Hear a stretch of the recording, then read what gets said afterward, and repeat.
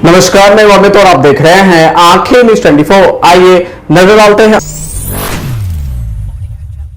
नमस्कार, मैं अमित और आप देख रहे हैं आंखें न्यूज 24। लोक जनशक्ति पार्टी रामविलास के प्रमुख और केंद्रीय मंत्री चिराग पासवान ने विधायक बनने की इच्छा जाहिर की है। उन्होंने कहा कि हालांकि यह फैसला पार्टी का होगा, लेकिन सांसद बनने से ज्यादा मेरे लिए एक विधायक की भूमिका होगी। हालांकि चिराग पासवान ने कहा कि उनकी इच्छा है कि वो बिहार की सेवा करे। साथ ही कहा कि अगले साल बिहार में होने वाले बिहार विधानसभा चुनाव में एनडीए मुख्यमंत्री नीतीश कुमार के चेहरे पर चुनाव लड़ेगी। वहीं चिराग पासवान ने मीडिया से बातचीत के दौरान कहा कि मेरा राजनीति में आने का कारण है बिहार और बिहारी रहे हैं। इस इच्छा को मैंने जाहिर किया कि सांसद बनने से ज्यादा महत्वपूर्ण मेरे लिए एक विधायक की भूमिका होगी, जहां पर अपने राज्य में रहकर मैं अपने राज्य के लिए ज्यादा कार्य कर सकूं, बिहार फर्स्ट और बिहारी फर्स्ट की सोच को धरातल पर उतार सकूं। यह फैसला आने वाले दिनों में पार्टी को ही लेना है, लेकिन मैं पूरी तरह से तैयार हूं। वहीं पत्रकारों से चिराग पासवान ने कहा कि मौजूदा मुख्यमंत्री नीतीश कुमार के नेतृत्व में ही एनडीए गठबंधन चुनाव लड़ने जा रहा। मेरा पूरा विश्वास है कि अगले साल इस समय जब आप लोगों के साथ ऐसी एक प्रेस वार्ता हो रही होगी, तब तक मेरे मुख्यमंत्री एक बार फिर से मुख्यमंत्री पद की शपथ ले चुके होंगे। वहीं उन्होंने आगे कहा कि मैं मानता हूं कि आज की तारीख में जिस गठबंधन पर बिहार की जनता का विश्वास है और उस गठबंधन का नेतृत्व फिलहाल बिहार के मौजूदा मुख्यमंत्री नीतीश कुमार कर रहे हैं, वही चेहरा होंगे और वही अगले मुख्यमंत्री भी होंगे। नमस्कार, मैं अमित और आप देख रहे हैं आंखें न्यूज 24। कांग्रेस नेता जयराम रमेश ने केंद्रीय गृह मंत्री अमित शाह पर डॉक्टर भीमराव अंबेडकर के अपमान का आरोप लगाया। इस पर प्रतिक्रिया देते हुए बिहार सरकार के डिप्टी सीएम सम्राट चौधरी ने कहा कि कांग्रेस पार्टी की मानसिकता पूरी तरह गड़बड़ हो चुकी है और कोई जवाब देने वाला नहीं है।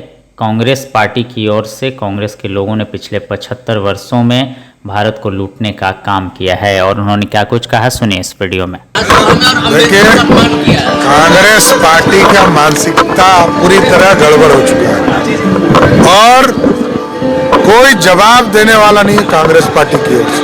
कांग्रेस के लोगों ने पिछले 75 वर्षों में भारत को लूटने का काम किया।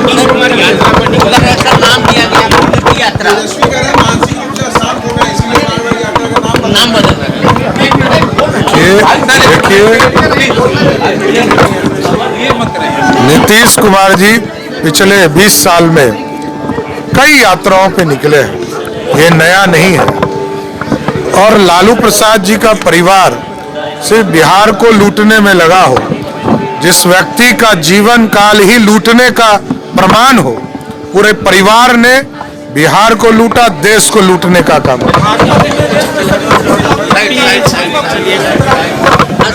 देखिए, कांग्रेस पार्टी का मानसिकता पूरी तरह गड़बड़ हो चुका है और कोई जवाब देने वाला नहीं है कांग्रेस पार्टी की ओर से। कांग्रेस के लोगों ने पिछले 75 वर्षों में भारत को लूटने का काम किया।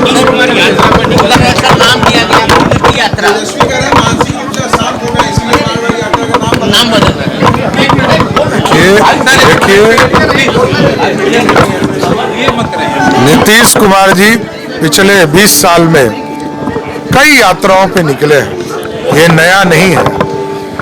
और लालू प्रसाद जी का परिवार सिर्फ बिहार को लूटने में लगा हो, जिस व्यक्ति का जीवन काल ही लूटने का प्रमाण हो, पूरे परिवार ने बिहार को लूटा, देश को लूटने का काम।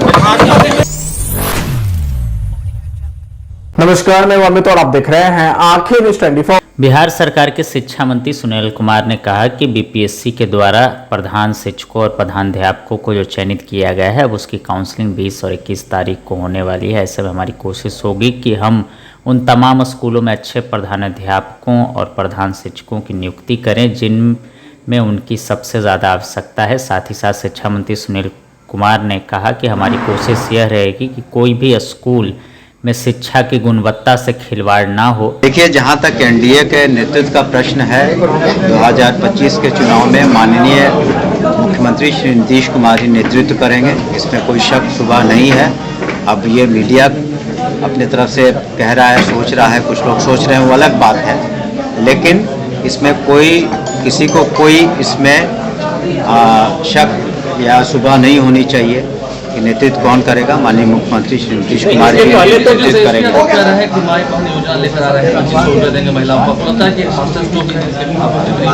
ये उनकी सोच है, लेकिन महिलाओं का सशक्तिकरण के बारे में जो माननीय मुख्यमंत्री जी ने कहा और किया, न सिर्फ कहा लेकिन सारे वादों को पूरा किया है। आज जो जीविका दीदियां हैं 1,40,00,000 से ज़्यादा जिनको सशक्त किया, जो करीब करीब 50% जो गर्ल्स स्टूडेंट्स हैं स्कूल्स कॉलेजेस जा रहे हैं, साइकिल योजना, पोशाक योजना या प्रोत्साहन योजना, महिला उद्यमी योजना, जो भी महिलाओं के लिए हो सकता है वो कर रहे हैं। और फिर जो अगर कुछ दिनों में वो प्रगति यात्रा पर निकलने वाले हैं और देखेंगे कि महिलाओं के सशक्तिकरण में और क्या कुछ किया जा सकता है, उसको निश्चित रूप से करेंगे। इसके पहले महिला संवाद यात्रा की बात हुई थी कि महिला संवाद यात्रा होगी या नहीं होगी? नहीं, महिलाओं से तो मुलाकात निश्चित रूप से यात्रा में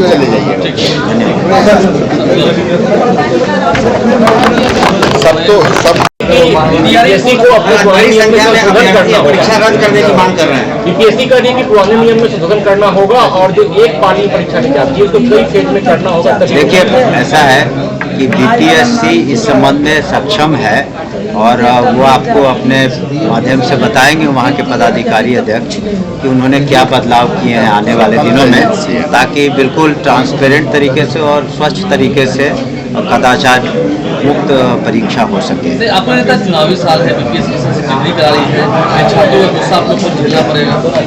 देखिए, हमने तो उदाहरण भी दिया कि करीब 2.5 लाख सक्षमता पास कर चुके हैं जो परीक्षार्थी, जो सक्षमता परीक्षा जो नियोजित शिक्षक पास कर चुके हैं, या बीपीएससी में करीब 2 लाख क्वालिफाई किए थे टीचर, उसमें तो कोई शिकायत नहीं हुई, उसमें तो बिल्कुल स्वच्छ तरीके से परीक्षा भी हुई, नियुक्तियां भी हो गई। तो लेकिन कभी कभी हमने कहा ना कि एक चैलेंज है, बहुत बड़ी संख्या में अभ्यर्थी आते हैं एग्जाम में, तो कहीं चूक रही होगी जिसका पुलिस भी अपने अनुसंधान में पता कर रही है और बीपीएससी एज ए कमीशन भी उसमें जो भी लूप होल्स है, जो कमियां, उसको दुरुस्त करेगी। कब तक हम लोगों ने उनसे रिक्वेस्ट किया है कि जल्द से जल्द करा दें, ताकि अभी हाँ वो काउंसलिंग चल रहा है। कुछ काउंसलिंग जैसा कि हमने कहा कि तत्काल हम लोग प्रधान अध्यापक का करा रहे हैं और प्रधान शिक्षक का करीब करीब पूरा हो।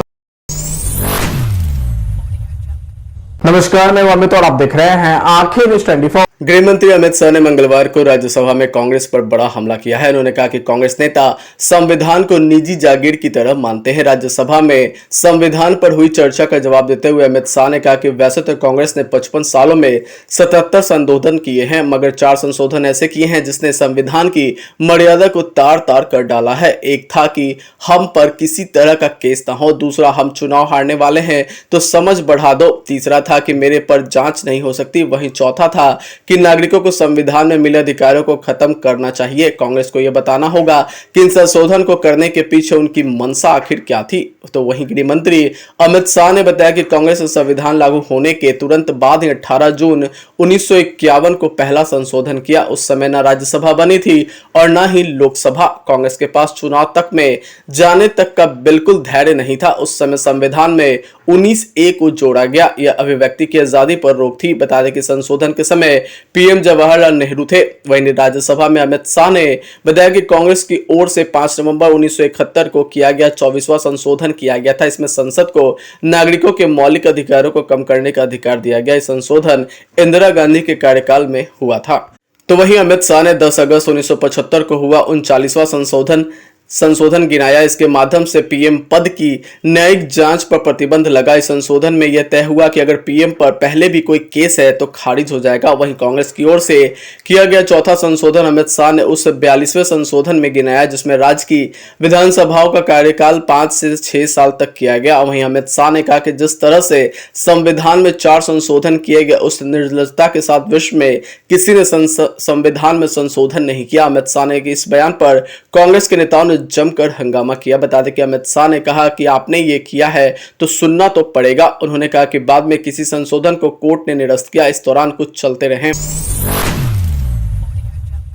नमस्कार, मैं अमित और आप देख रहे हैं आंखें न्यूज़ 24। कड़ाके की ठंड का सामना कर रहे बिहार के लोगों को थोड़ी राहत मिलनी शुरू हो गई। तापमान में बढ़ोतरी देखी जा रही। 14 दिसंबर को दिन का तापमान जहां 25.6 डिग्री सेल्सियस दर्ज किया गया था, लेकिन 17 दिसंबर को यह 30.5 डिग्री सेल्सियस दर्ज किया गया। यानी 3 दिनों के अंदर 5 डिग्री सेल्सियस तक की बढ़ोतरी देखी गई। यही हाल रात के तापमान का भी है। बता दें कि 15 दिसंबर के 4.3 डिग्री सेल्सियस से बढ़कर आज यानी 17 दिसंबर को ये 6.5 डिग्री सेल्सियस दर्ज किया गया। वहीं हवा में ठंडापन भी कम नहीं है। पटना स्थित मौसम विज्ञान केंद्र के वैज्ञानिक एस के पटेल के अनुसार अगले 2 दिनों के दौरान राज्य के कई हिस्सों में रात्रि के तापमान में 2 से 3 डिग्री सेल्सियस की क्रमिक वृद्धि होने की संभावना जताई गई है। तत्पश्चात अगले 2 दिनों में कोई विशेष परिवर्तन की पूर्वानुमान नहीं है। वहीं वैज्ञानिक एस के पटेल की माने तो समुद्र तल से 12.6 किलोमीटर ऊपर 220 किलोमीटर प्रति घंटे की रफ्तार से एक जेट स्ट्रीम भारत के उत्तर पश्चिम दिशा से बिहार में 18 दिसंबर के आसपास प्रवेश करने की संभावना है। इसमें आने वाले दिनों में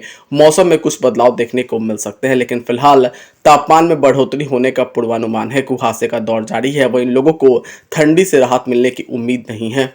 वहीं आज यानी 18 दिसंबर को राज्य के अधिकांश जिलों में न्यूनतम तापमान 8 से 14 डिग्री सेल्सियस के बीच रहने की संभावना जताई गई है। इसके साथ ही सुबह के समय पश्चिमी चंपारण, सारण, सीवान, बक्सर, पटना, शेखपुरा, नालंदा, जहानाबाद, मुजफ्फरपुर, वैशाली, दरभंगा, खगड़िया, बेगूसराय, समस्तीपुर, मधेपुरा, जमुई, भागलपुर और कटिहार जिले के भागों में मध्यम से घना कोहरा छाए रहने का पूर्वानुमान है। दिन में धूप खिलने से कुहासे का असर कम हो जाएगा।